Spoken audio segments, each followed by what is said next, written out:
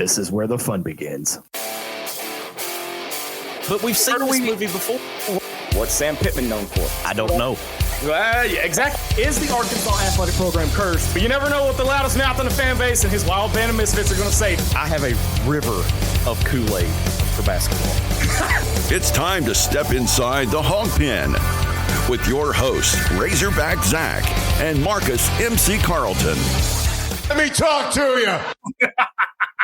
It's the most wonderful time. I'm not going to pressure you. Oh, this is my Christmas, man. Dude, the most wonderful time of the year is here. Welcome to an ITHP special edition, the Bracket Busters. That's right. Just over an hour ago, the bracket was revealed for the 2025 NCAA tournament. And yes, the University of Arkansas made it. Not quite where MC and I thought we would, but we're still in.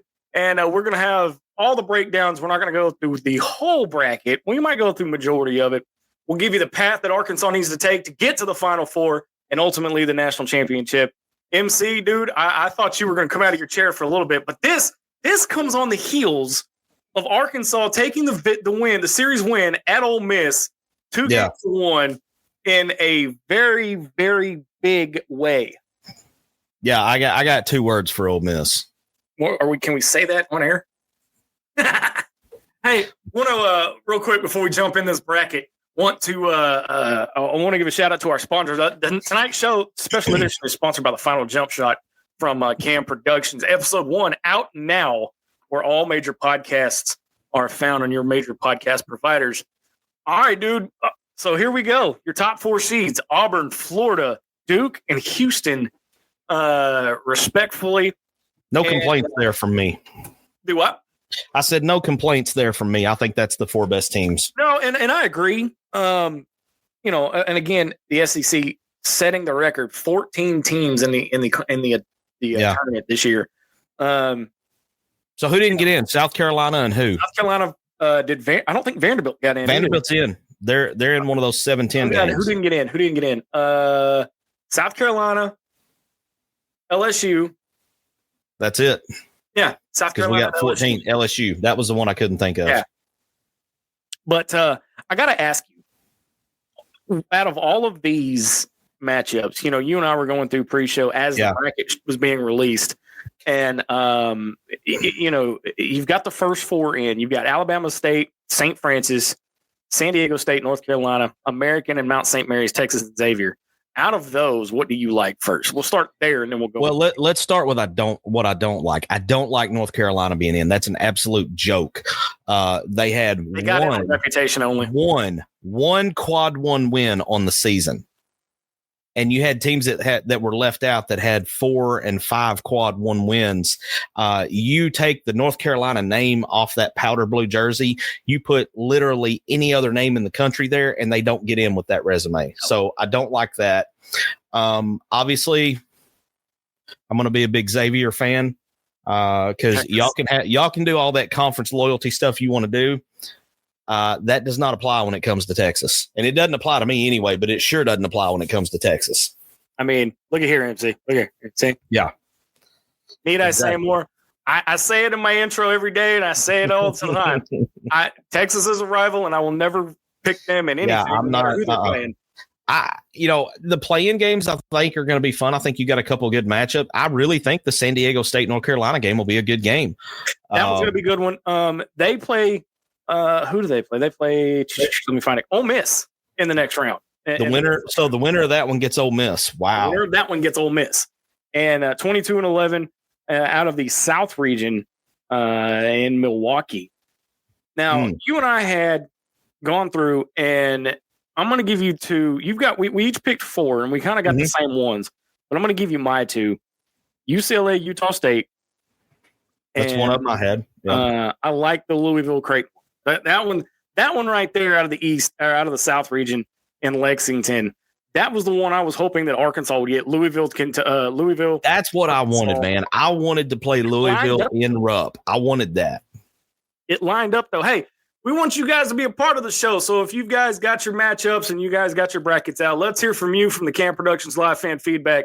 And, who's y'all's Final Four? Yeah, give me your Final Four. Give me your dark horse. and give me your national champion. And like I said, throughout the show, we'll be here with you for about the next hour, kind of talking about the matchups and specific paths to the Final Four into the national championship. Arkansas, for those of you that don't know, Arkansas is playing Kansas in Providence in the West region. So they will go to San Francisco. You're literally going from the East Coast to the West Coast. If you're playing your first round game in Providence, Rhode Island, but you're in the West bracket. Yeah, this is why the NCAA makes no sense. Make that make sense. But MC second round. Mm-hmm. If Arkansas gets past Kansas, who's waiting in the wings? The Godfather, Rick Pitino, St. John. Yep. What do you think about that matchup? Man, hey, no matter who wins the Arkansas, I mean, obviously I want Arkansas to win, but in the second round, chances are you're going to have Rick Pitino facing off either against John Calipari or against Bill Self. Either one is going to be a marquee made-for-TV matchup. Oh, absolutely. Obviously, if it's St. John and Arkansas, that's kind of like Vito Corleone and Michael Corleone playing each other because they're kind of Godfather 1 and 2. So that would be fun. Now, Bill Self is Kansas is not. Look, Kansas hadn't forgot about that exhibition game. They're going to be a completely different team. We are too, but whoever wins that one, I think that game's going to be a bloodbath. I think it's going to be a hard fought game. I don't see St. John's having any trouble with Omaha. St. John's is going to coast. And I think whoever St. John's gets in the second round is probably the end of the road for them, whether it be Arkansas or Kansas, because I think St. John's is really good. That's your Big East champ. I could see them making a deep run. Now, the big thing for Arkansas is the return of Boogie Fland. The boogeyman. We don't have a Duthiero, but we do have Boogie Fland back. Yeah. That adds an element to this team that has been missing. However, it's another body. Boogie has got to be a team player when he comes back. Well, but you're not gonna see Boogie in the role he was in prior to the injury. First off, I don't think he starts right away coming back. I think there's going to be some rust he has to knock off. I think you're going to see him if he plays more than, I'm going to say, about 25 minutes, I'll be shocked. I don't think you're going to, when he does come in. First off, I'm going to say this right now. He's not going to start. Second off, when he does come in, I think you're going to see him playing more of the off guard away from the ball than you are as the point, because of the way that Nelly and DJ have been sharing time at the point guard. I think he will, if he's in there at the same time as DJ, I think DJ is going to be the one handling the ball. Boogie's going to be the off. He might play the point when Nelly's in, but I don't think you're going to see him in the same role that he was in prior to the injury, because he was dependent on, in my opinion, a little too much on our offense. Well, but at the same time, though, MC, I mean, early on before the injury, he was kind of the go-to guy. This team hasn't come together like it has here recently with what we have been missing with Boogie being out. Is we have been missing that voice of reason. When we've been getting these big leads and they've been dwindled down to nothing multiple times, what we were missing was Boogie's voice and his presence out there on the court to be the guy to verbally and physically stop the bleeding. And what I mean by that is that when the lead dwindles, let's say we have a 17-point lead and it gets dwindled down to about 12. Boogie's is the guy that can bring everybody together in the huddle and say, okay, enough. Look, everybody calm down, take a deep breath, whatever he says to him. But he's that voice. And then also he's the one that either can get the bucket or can distribute to the point where we're going to get a bucket and get fouled and calm everything down. He's just that voice of reason with it, which is exactly what you want out of your point guard. I think you're going to see him in a different role. I think he'll be more of a supportive role rather than a takeover. Just my opinion. Well, and I agree too, but at the same time, with the what's the word I'm looking for here? With the emergence, I should say, of Jonas Aidoo, that's another factor. I mean, you Arkansas's in a good spot, okay? Yeah. But you've got to go through teams like a possible St. John's, Texas Tech, Missouri. And then at the top of that bracket, Florida, number 1 seed in the region. Florida demolished, and I mean demolished, their last 2 opponents in the SEC tournament. I don't know that there's anybody in the country playing any better than Florida right now. I'm scared of Florida. I thought I was scared the last probably 3 to 4 weeks, I don't know that there's been anybody that has looked as dominant as Florida. Auburn has had a good run, but Auburn's had a couple chinks in the armor here and there. But Florida has, for whatever reason, however they did it, man, they have really put it together the last few weeks. And I think they've got to be an odds-on favorite to make the Final Four at this point.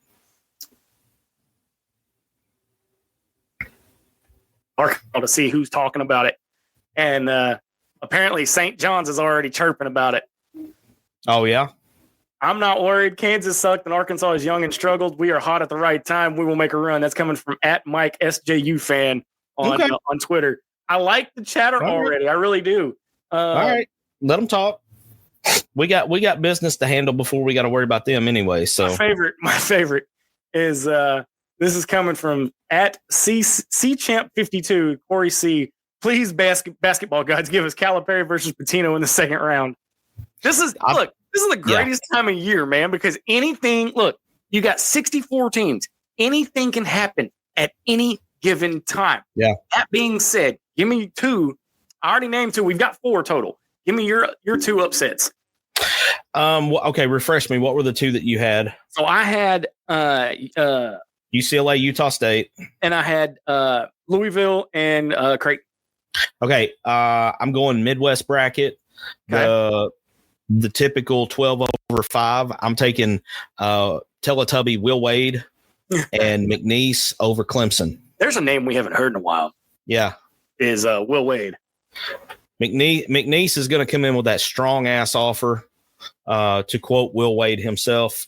And I think they upset Clemson in the first round. I'll tell you another one that I'm going to keep a really close eye on. And I don't think did you mention the Missouri game? I did not.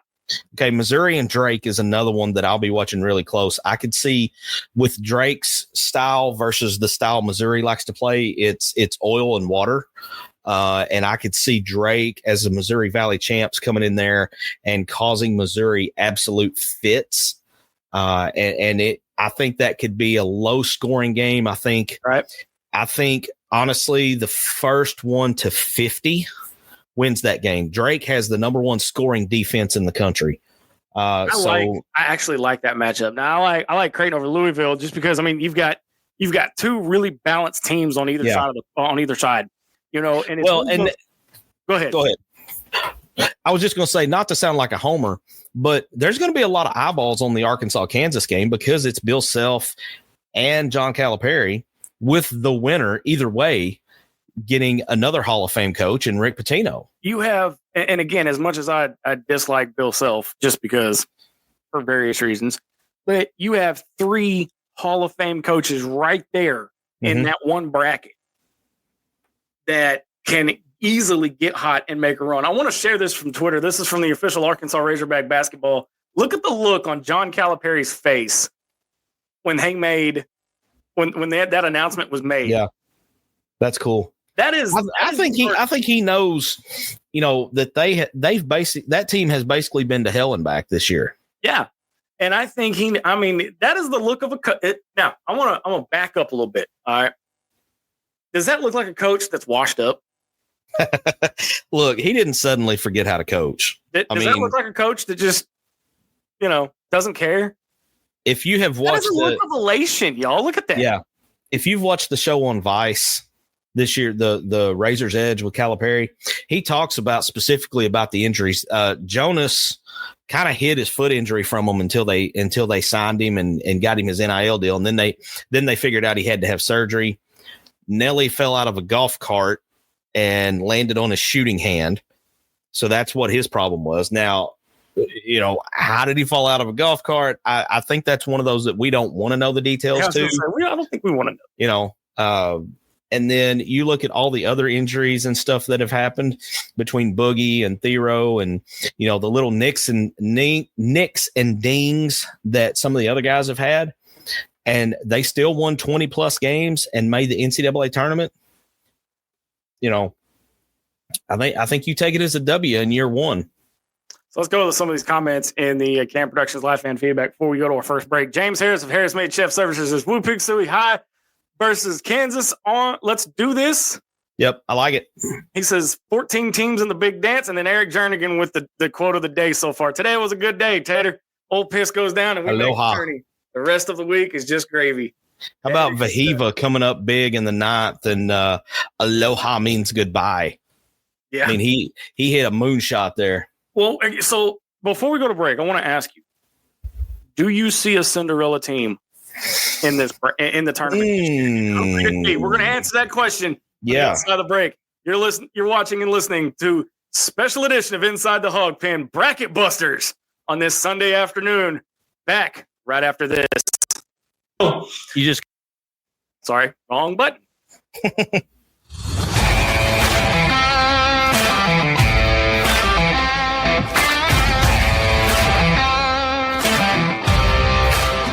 Meeks Design is your one-stop shop for custom clothing with a personal touch.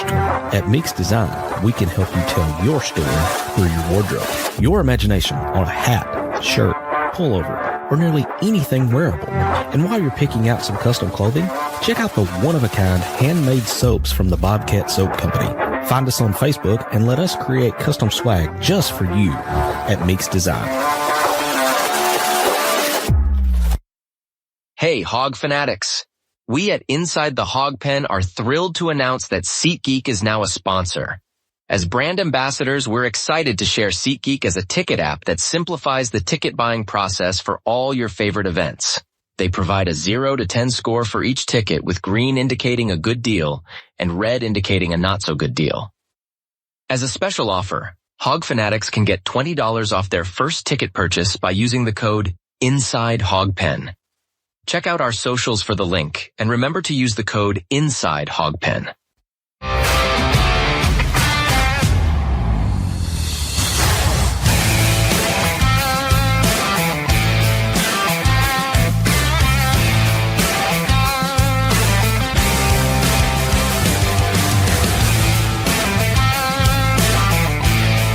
It's time to step back inside the Hawg Pen to the Meeks Design Studios.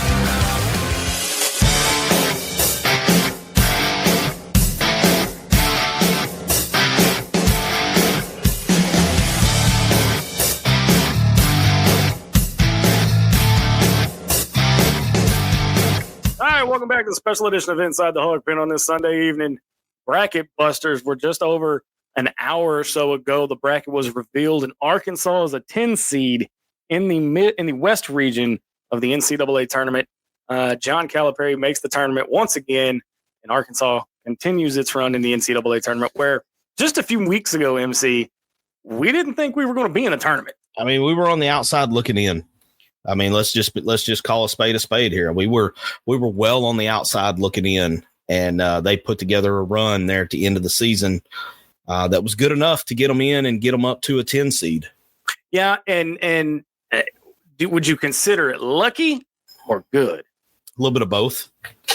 I think you got a little bit of both in there. And I think when it comes down to late February and early March, you've got to have some luck to go along with being good, because there's going to be a game in this first round. There always is, and it may start with the play-in game. I don't know, February and early March, but it's something is going to happen early on. Somebody's going to get beat that nobody sees coming, and it's not because they're not good. It's just because the other team got lucky.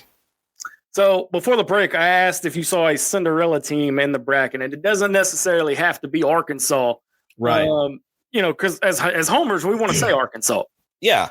So just I haven't really had a chance to deep dive on the bracket, but there's a few teams that I really like that I could see making not just an upset in the first round, but maybe making a Sweet 16 type run.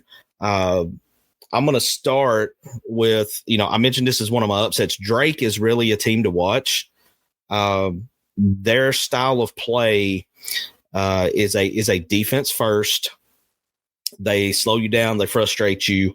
They're one that that I would watch that I think they could win. If they beat Missouri, they could cause problems for most likely Texas Tech in that second round game. I think that could be one.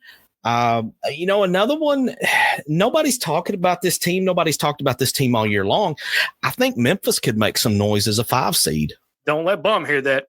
I mean, I hate to give them credit, because I know Bum's going to, be all over it. But, I mean, where their draw is, they got that 5-12 game. If they win, most likely they're going to get Maryland. Maryland is good, but Maryland does not have a gimme. I don't feel like in the first round with Grand Canyon. Grand Canyon's a solid team. They could present some problems for Maryland. There was one more that I was going to point out. Let me get back here to the other part of the bracket and let me see if I can find it. I'm going to throw a matchup at you. Okay. That I'm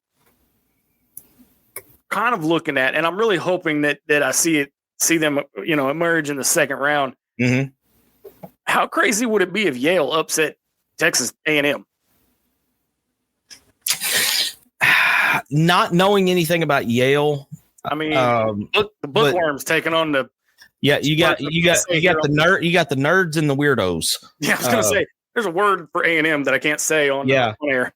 Yale, I mean, I could see that as being one just simply because Texas A&M plays a muck it up, ugly style of game. They don't let you, it's always a rock fight, so to speak, when you play Buzz and A&M. That's not beyond comprehension to see Yale pulling the upset there. I'll tell you another team I think that might make a run because they're playing really good right now is the 5 seed in that same bracket, and that's Michigan. So just a moment ago, hogstats.com put this out for Arkansas basketball. All time as a 10 seed, 0-1. 7 seeds, 2-2. In Rhode Island, all 3 were in Providence, 3-1. Against Kansas, 6-8. On March 20th, which happens to be Ronnie Brewer's birthday, 2-1. That's coming to you courtesy of hogstats.com.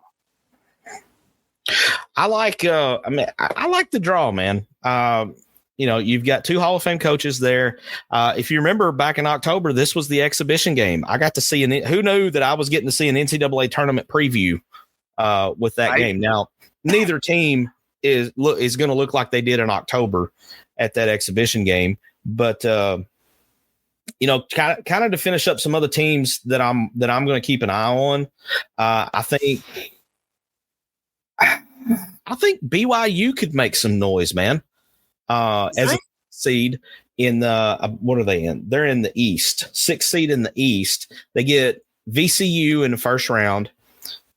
Most likely going to get Wisconsin in round 2. I like BYU in that second round matchup against Wisconsin. This is the highest scoring Wisconsin team since the early 70s. Normally they play a slow down, what I call a Norman Dale offense. Everybody's got to pass it 4 times before you can shoot. Right.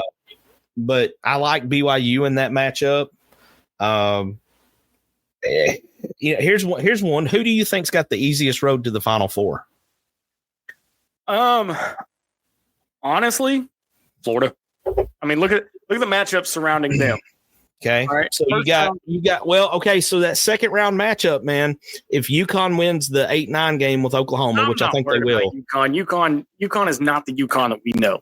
Well, that's true, but it's kind of hard to go against the 2-time defending champ in the NCAA tournament. Now, like you said, this UConn team is not as good as the last 2, but it would not surprise me in the least to see Danny Hurley come in here and have these guys on a different level because it's tournament time. Yeah, and that's true. But at the same time, and y'all know me, I hate talking about anything Florida because of what happened in 2009.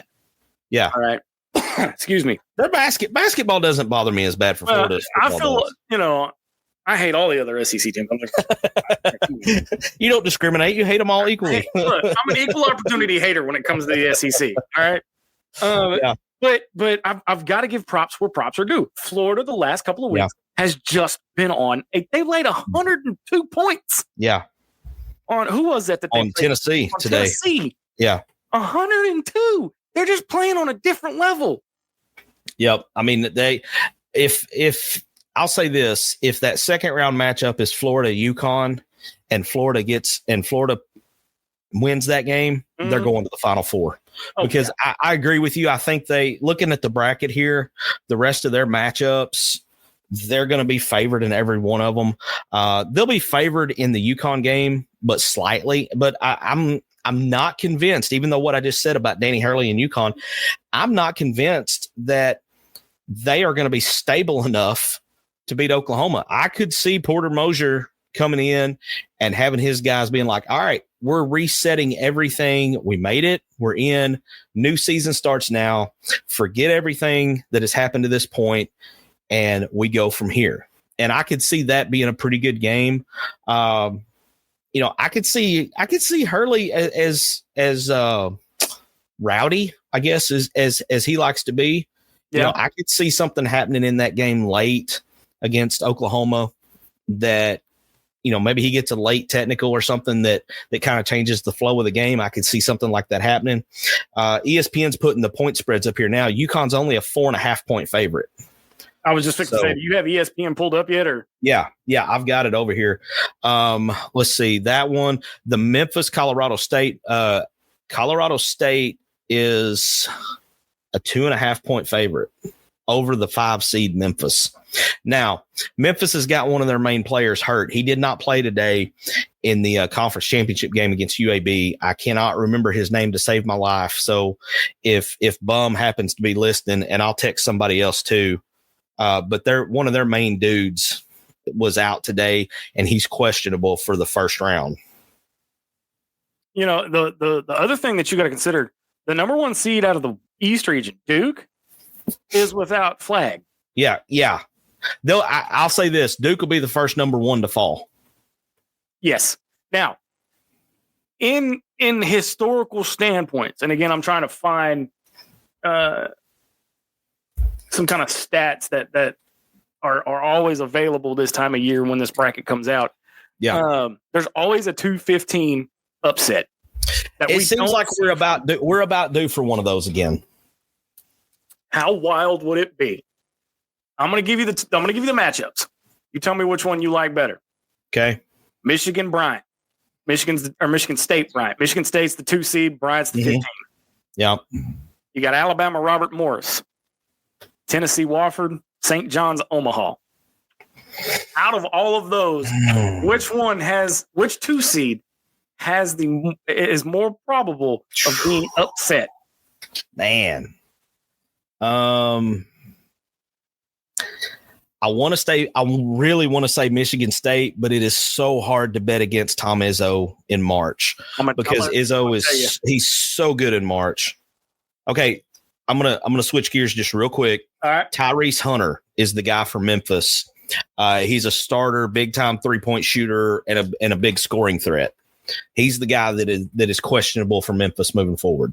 So, but back to your discussion on number 2 seeds, I can't go against Izzo, man. I can't do that. This is tough, man, because all of these, you got Izzo, you got Nate Oates, you got Rick Barnes, and you got Rick Pitino. Well, I'm not going against Pitino. I've always liked him. Even when he was at Kentucky, I liked him as a coach. Oh, yeah. I liked his style. I liked the whole Godfather comparison. Him and Calipari both look like people straight out of Godfather, don't they? They do, man. It's like Vito and Michael. It's like so. Dave Ellswick, for those of you that listen to Dave Ellswick, who precedes me on Friday mornings, who actually big thank you to Dave for giving me my shot on the radio.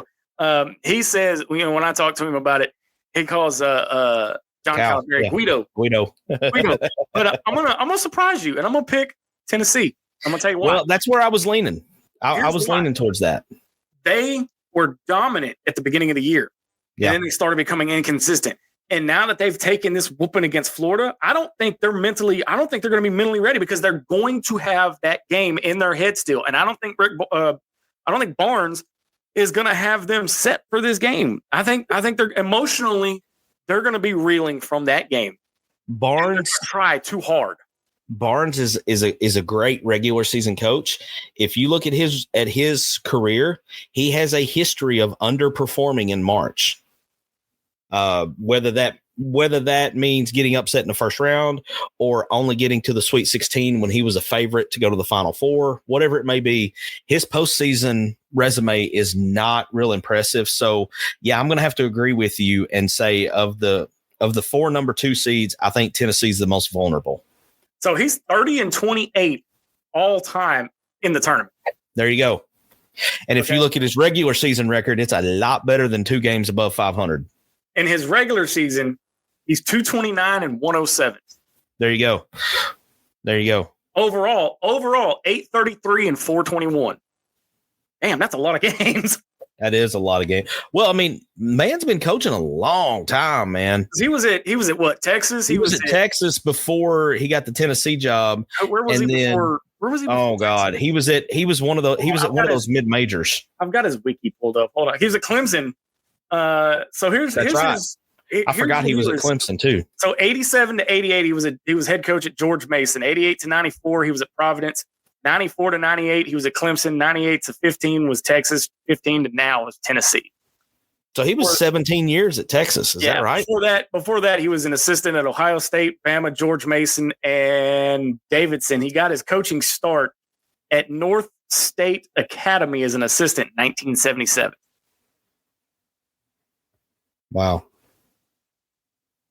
I think the longer we sit here and talk about it, I think you're spot on, man. I think Tennessee's the most vulnerable of the 2 seeds. One team I mentioned that I did not mention a while ago as a team to watch. I like Illinois as the 6th seed where are they in the Midwest. And not just because they put a whooping on Arkansas. I mean, if you've watched what they've done this year, they've had a good year. I would not be surprised to see them upset Kentucky in the second round.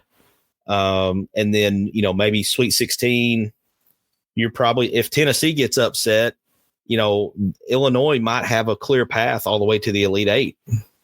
Wouldn't that be something wild? At least there'd be a Z brother that's in the Final Four. That's true. Yeah. Yeah. I mean, let's be honest here.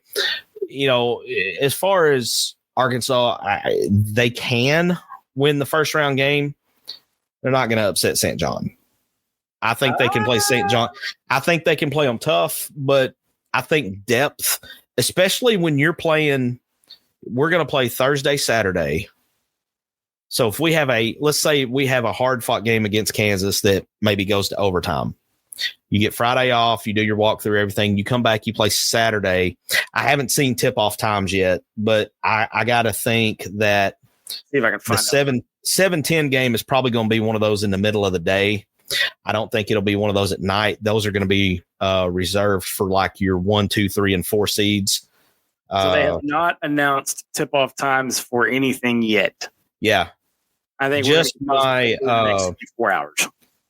Just my gut feeling, I'm going to say that's going to be an early afternoon game on Thursday. Probably, I'm going to say tournament starts at 11. I'm going to say we're in that 1:30, 2 o'clock time slot on Thursday. That's strictly a guess based on years and years of watching NCAA tournament. That's all that is.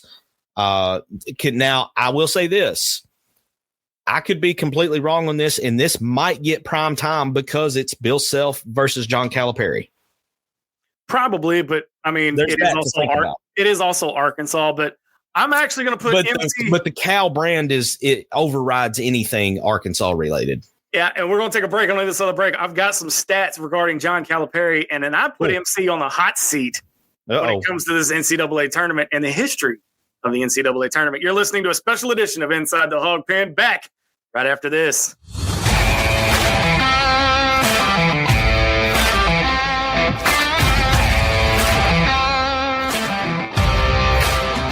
Meeks Design is your one-stop shop for custom clothing with a personal touch. At Meeks Design, we can help you tell your story through your wardrobe. Your imagination on a hat, shirt, pullover, or nearly anything wearable. And while you're picking out some custom clothing, check out the one-of-a-kind handmade soaps from the Bobcat Soap Company. Find us on Facebook and let us create custom swag just for you at Meeks Design. Hey, Hawg Fanatics. We at Inside The Hawg Pen are thrilled to announce that SeatGeek is now a sponsor. As brand ambassadors, we're excited to share SeatGeek as a ticket app that simplifies the ticket buying process for all your favorite events. They provide a 0 to 10 score for each ticket, with green indicating a good deal and red indicating a not so good deal. As a special offer, Hawg Fanatics can get $20 off their first ticket purchase by using the code Inside Hawg Pen. Check out our socials for the link, and remember to use the code Inside Hawg Pen.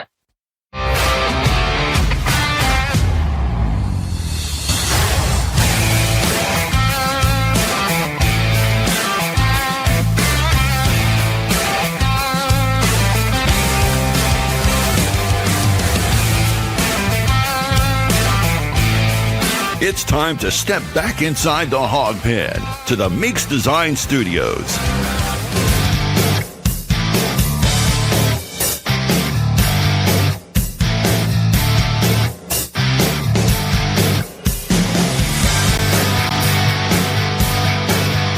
All right, welcome back to the special edition of Inside the Hawg Pen, Bracket Busters edition, here on this Sunday evening. Appreciate everybody joining us. Just over an hour and a half ago, the bracket was announced, like we talk about. We've gone over some of the matchups, but MC, you were talking about this matchup. More specifically, we're going to hone in on this matchup with Arkansas and Kansas, and potentially, and I don't want to take anything away from Omaha, but St. John's is just too much. That's not going to be one of the 215 upsets if there is one. No, but you've got Rick Pitino waiting in the wings in that second round. I want to tell you this. I got some stats. This is coming from the official Arkansas. Like I said, I've been perusing Twitter. If you guys want in on the action, we want to hear from you. Give me your matchups. Give me your favorites. Give me what you hate about the tournament. And this is coming from the official Razorback basketball Twitter page. John Calipari in the NCAA tournament, 131 postseason wins. Yeah. 57 NCAA tournament wins, tied for most of all active coaches. And he's 72.2% winning percentage in the tournament. I like those odds. But I want to ask you this. Is there a clear-cut favorite to win this thing? See, every year, and again, I've only been doing brackets and in-depth brackets for about 10 to 15 years now. You've been doing this a whole lot longer than me. Back when they chiseled it in stone with like 16. Yeah, we had the Fred Flintstone tools making our brackets out. I'm kidding. But my question to you is, and I'm going to put you a little bit on the hot seat. Okay. In years past, we've had those teams where it's like, this is the team to beat. This is the team you got to watch out for. That is a clear-cut favorite straight into the national title. Mm-hmm. I've been looking at this bracket now for about an hour and a half. I don't see a clear-cut favorite to win this thing. I mean, obviously Auburn is the number one overall seed. Big whoop-de-doo Auburn. Okay. I got a friend that's an Auburn fan. I'm never going to hear the end of it because they're the number one seed. Well, so there's something I want to point out with Auburn too when we get to it. So go ahead and finish your thought, and then I'll point it out. My question is, years past, like last year we had you had one. The year before you had. Is there a clear-cut favorite on the bracket as you see it, as the clear-cut favorite, like all-around favorite to win this thing? A lot of people are going to say Auburn. But here's one thing that we have not mentioned about Auburn to this point. Okay, they are a number one seed. They are the overall number one seed. If Louisville wins that first round game, okay, the South region, the number one seed is in Lexington, Kentucky. Okay, the last couple summers I have gone to Lexington and Louisville both on business trips. Louisville is only about an hour and a half drive down to Lexington. Okay. So there's going to be a ton of Cardinal fans that make that short drive down the interstate to Lexington if they win their first round game and they get to play Auburn in round two. It'll essentially be a home game for Louisville which is going to explode the heads of Kentucky fans, because seeing all that bright red in their arena is probably going to give them some PTSD from when Arkansas went in there and put belt to ass. But such a fun game. but I mean, that plays a role. You know, Auburn is good. Auburn is really good. A lot of people are going to have them as their favorite to win it all. But I'm telling you, that second round game, if Louisville can get past Creighton, Louisville will cause problems for Auburn just because of how hostile that environment can be. I think Auburn may escape it. I'm not calling for Louisville to pull the upset, but Louisville will give them problems in that second round. Well, but it's one of those two that, I mean, think about it this way. All right. Kentucky fans are still so salty that they're going to boo anybody that steps foot in their arena. Well, and I mean that, you know, so a lot of people had Arkansas as a 7-10 game in Lexington. You were drooling over that matchup. Oh, I wanted that so bad because I wanted Kentucky fans' heads to explode because they have their biggest rival of all time. And they still got their biggest rival of all time playing on their home floor. But then opposite of that was going to be, you know, the boyfriend that dumped them, that the psycho crazy ex-girlfriend didn't get to dump. Hey, wait, hold on. I really wanted that matchup. That description you give gets weirder and deeper every time you say it. I mean, it's the psycho ex-girlfriend, man. I mean, I'm just saying there's more descriptions to that every time you come out and say that. And I'm really trying to keep it PG, you know, because I could go a lot deeper, but my mama might be watching, so I'm gonna look. I know my mom's watching. That's why I'm not. So I'm gonna have to, you know, keep it PG. But yeah, I have some very descriptive terms I could use to describe Kentucky, but I'm not going to. As far as a clear-cut favorite, I'm with you. I don't think there is one. I think there are some favorites to make the Final Four. But as far as a clear-cut favorite to win it all, I'll tell you one thing. Nobody's talking about Houston. Houston's the number one seed. Kelvin Sampson. In the Midwest. Kelvin Sampson. I mean, this is the third year in a row, I think, that Houston has been a number one seed. So, I mean, he's a model of consistency down there. He could have been Arkansas's head coach there for a minute. Yeah, I mean, there was a possibility there, but I think he made the right move by staying in Houston because he's basically turned them into a machine. You know, they haven't had this kind of success back since the days of when they had Clyde Drexler and Hakeem Olajuwon and Phi Slamma Jamma. I mean, he's been going old school with it, ain't you? I'm going BZ before Zach. Yeah. Long time before me. Yeah, it was almost BMC, almost before MC. But Houston, you know, he's made them a model of consistency in the Big 12. A lot of people didn't think they could come into the Big 12 and do what they've done, but he's had a lot of success. He's got another number one seed. I would not be surprised at all. And you got to remember, where's the Final Four at this year? It's in San Antonio. San Antonio to Houston's not that far of a drive. No, San Antonio to Houston's 2. It's not a terrible drive. It's 4 hours from Dallas to Austin, Dallas to Killeen. Because I was stationed at Fort Hood, which for those of you that don't know, that's Fort Cavazos. It's less than 200 miles. Yeah. So 3.5 hours. Yeah. So 3.5 hours. So I figured out now, thanks to this tweet saying that Carolina being in is an absolute joke coming from yours truly, MC. Mm-hmm. The head of the selection committee is North Carolina's AD. Yeah, they were talking to him on the selection show, and he mentioned that anytime Carolina come up, he had to step out of the room. Well, right. Okay, maybe he's going to say that. Maybe he did, maybe he didn't. I don't know. But the fact that they got in over some of the teams that were left on the bubble is ridiculous. First 4 teams out. Guys like Indiana, Ohio State. Let me go look at the other two. Oh, who are the other two? It was Indiana, Ohio State. There was and we're talking like these are perennial tournament team. I mean, think about it. Think of the history of Indiana. Let's see. West Virginia, Indiana, Ohio State, and Boise State. All of which except for maybe Boise State. I'd have to look at their resume a little bit. But Virginia, West Virginia, Indiana, and Ohio State all had better resumes than North Carolina. So Boise State finished the season 4th in the Mountain West. Let me see. I can pull this up here. And like I said, we want you guys to comment and we want you guys to chime in. So if you guys got a favorite of who you want to win the tournament, that's not Arkansas. Because we all know we want Arkansas to win.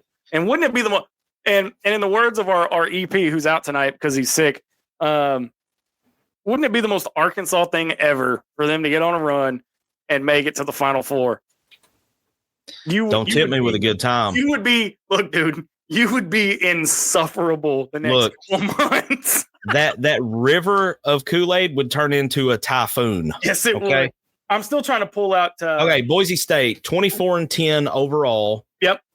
They don't have tournament for the first time since 2021. Yeah, they had 3 consecutive tournaments that they'd made. Ohio State, 17-15. Okay, they were 41st in the net ranking, which, depending on which bracketologist you talk to, the net ranking is very important. So 41st, you would think they would be in. Ohio State closed the season with a 9-15 record in quad 1 and quad 2. They did not have a quad 3 or quad 4 loss. So borderline there, 17 wins, man. That's but what did we say about Arkansas?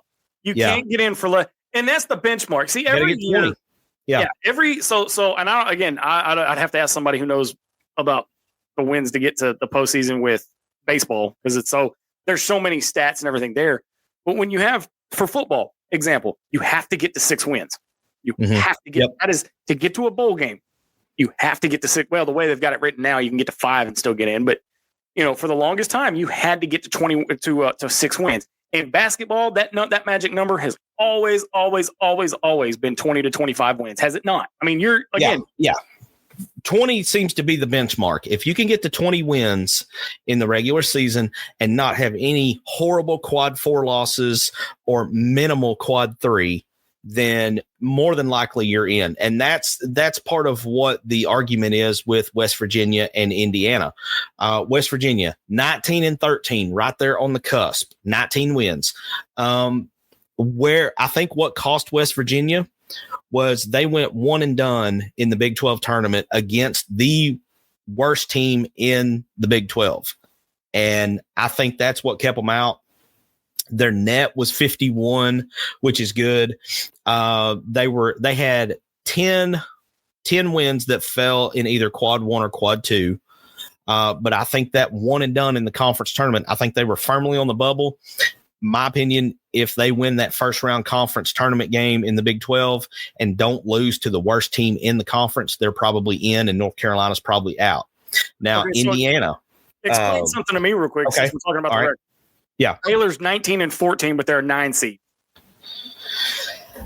I don't have their resume in front of me. I would have to look at the resume. I know some of their 19 wins were good, like really good. I mean, for instance, one of their 19 wins is Arkansas. They beat us earlier in the year, if you remember that. I'll have to research their resume because I don't have it in front of me. I do have Indiana's, and so now you got to remember with Indiana, Mike Woodson's already announced he's not coming back. A lot of people think Chris Beard has been linked to that job, and there was Dusty May's not going to leave Michigan to go to that one. He has Indiana ties. Let me ask you. Okay. And I know we're kind of bouncing around here. What do you think? And this is coming to me from a big Indiana fan. Yeah. What do you think about the head coach at Drake coming over? Somebody from that staff coming over to Indiana? I could see the head coach at Drake. Here's the potential speed bump I think you have with that one. Okay. I think a lot of the Indiana boosters and the longtime fans would be borderline embarrassed that they had to go all the way down to somebody at Drake to become their new head coach. I think they still believe this is Bobby Knight's Indiana program, and it's not. It's not. It's not even what Tom Crean had at one point. But I think that could be your speed bump. There's a name I haven't heard in forever. Yeah. But I mean, he came in and had some success there. He did. Now the other name. So, and again, I'm throwing this out there. Okay. There's no smoke to this as of yet, but there's another coaching job I want you to think about, and that's at North Carolina. Okay. See, I don't know that since they made the dance, I don't know that Hubert Davis is getting fired. Something's telling me that they're going to throw everything they've got at Nate Oates. That's who I would throw it at. If I was the AD at North Carolina and I had made up my mind that Hubert Davis was not coming back, I'm throwing everything that I have. I'm calling Michael Jordan. I'm calling Jerry Stackhouse. I'm calling Rasheed Wallace. And I'm saying, guys, let's put something together here. So. Do what? I said Jordan's tied up in NASCAR right now. Yeah, but I guarantee you he's still paying attention. Oh, yeah. But he's still paying attention. He knows what's going on. You know, when you have, I mean, so let's switch gears here. Does Arkansas have a path to the Final Four? No. I know that everybody's going to be asking that because everybody's going to be saying Arkansas is going to make it to the Sweet 16. They're going to make it to the Elite Eight. Do they have a legitimate path to the final 2 weekends or weekend of college basketball? I don't see it, man. And the river of Kool-Aid, I can only take it so far, man. But do you think they get? So you don't think they get past next? I don't think they get. If I'm not guaranteeing that they're going to beat Kansas, but if they do, it ends the next round against St. John's. Okay. Right. I think depth. I think this is where depth becomes too big of an issue. Even if we were to let's go perfect scenario here and say that Thero was able to come back and play, he's going to be rusty. Same thing's going to happen with Boogie. Boogie's going to be rusty too. Boogie's going to be rusty. You can practice all day long, but it's different when you get out in the game, and he knows this, and he'll be ready for it. Oh yeah. But I think Hal's going to have him ready. Yeah, he'll be ready. He'll be as ready as he can be. Even if, let's say that you get Thero back for that St. John's game, I can't expect to see more than maybe 10, 12 minutes out of him for that. Basically come in to spell either Big Z or Jonas Adu just to give them a break. Right. But I think the depth is going to be too much because if you know anything about Rick Pitino, man, he plays the exact same style that Nolan used to play. That's why when Kentucky and Arkansas got together, when those two guys were coaching, it was always so much fun because you would have both sides going 1,000 miles an hour for 4 minutes. And then at the media timeout, they'd do hockey subs, man. They'd do the complete 5-man sub on both sides. And St. John's still kind of plays that, I don't think they go 10 or 11 deep like Pitino did at Kentucky, but he still runs and guns. He's still bringing an old school mentality to this team. And I think that's why they've been successful. Now, the only way I see Arkansas making the Sweet 16 would be if Omaha was to do the unthinkable.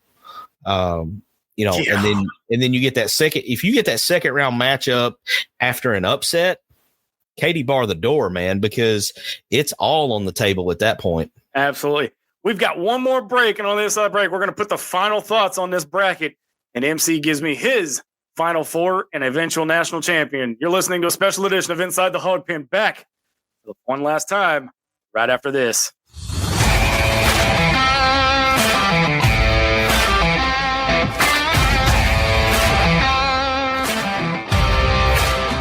Meeks Design is your one-stop shop for custom clothing with a personal touch. At Meeks Design, we can help you tell your story through your wardrobe. Your imagination on a hat, shirt, pullover, or nearly anything wearable. And while you're picking out some custom clothing, check out the one-of-a-kind handmade soaps from the Bobcat Soap Company. Find us on Facebook and let us create custom swag just for you at Meeks Design. Hey, Hawg Fanatics. We at Inside The Hawg Pen are thrilled to announce that SeatGeek is now a sponsor. As brand ambassadors, we're excited to share SeatGeek as a ticket app that simplifies the ticket buying process for all your favorite events. They provide a 0 to 10 score for each ticket, with green indicating a good deal and red indicating a not so good deal. As a special offer, Hawg Fanatics can get $20 off their first ticket purchase by using the code Inside Hawg Pen. Check out our socials for the link, and remember to use the code Inside Hawg Pen.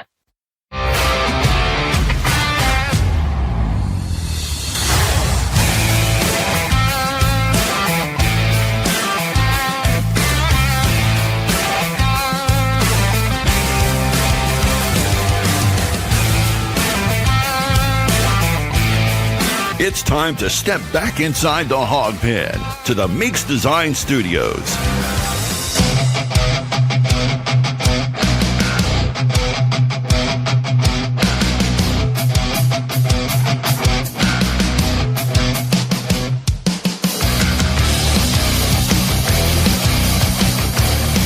Hi, welcome back here to the final segment on the special edition of Inside the Hawg Pen Bracket Busters Edition, sponsored by the Final Jumpshot Podcast from Camp Productions. Out now, wherever podcasts can be found. Fantastic first episode. Thank you. If you, was that you that did that? That was it. No, I'm just kidding. Yeah. My buddy MC has put together an amazing podcast and traveling around, keeping the legacy of small town high school basketball alive, so to speak.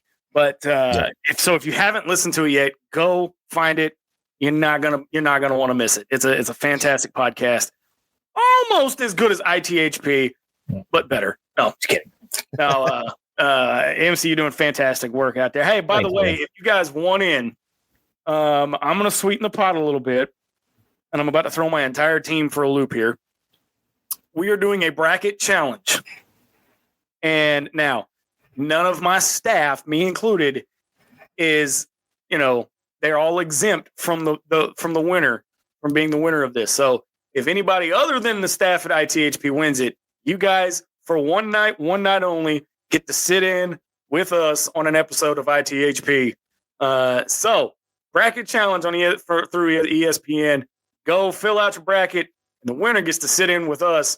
I either get to step out because I'm not going to let MC go anywhere. Let's face it, y'all come to see him anyway. I'm just plucky comic relief. All right. I mean, the real knowledge comes from this guy. Hey, reminder, we're on Wednesday night this week. Yes, that was the other thing I wanted to remind everybody. Because of the tournament starting on Thursday. Yes, I know it technically starts Tuesday. No, the tournament starts Thursday. We don't count the play-in stuff. Oh, you're going to piss off a lot of people with that one. No, Arkansas is not in it, so we don't count the play-in stuff. Look, we were second to last pick. We were close, man. We were close. You want to talk about getting by on the skin of your teeth? That's the way to do it. But that's right. So there is no ITHP on Thursday. That has been moved to Wednesday, back at our original time slot that we have had for many years. But 7:00 Wednesday night is the for this week only. It's not going back there permanently, for this week only because of the tournament. You're going to want to tune into that because we'll have all the final set for the tournament. We'll have updates from Fayetteville, or should I say Providence? Yeah, Providence, Rhode Island. Answer me this, man. Answer me this. Riddle me this.